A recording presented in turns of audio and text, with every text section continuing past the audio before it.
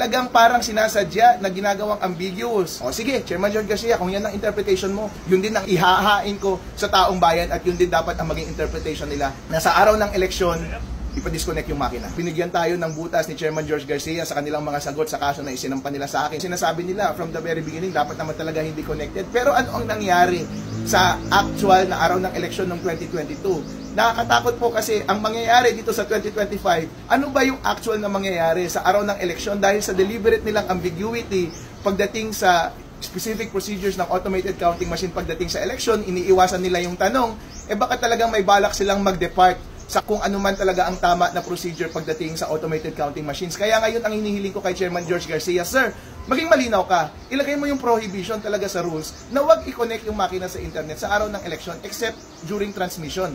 And then, kung gusto mo, i-address mo yung public formally, magsulat ka ng formal letter na naka-address din sa mga election board at lahat ng treacher at saka mga watcher na specific na yun ang gawin.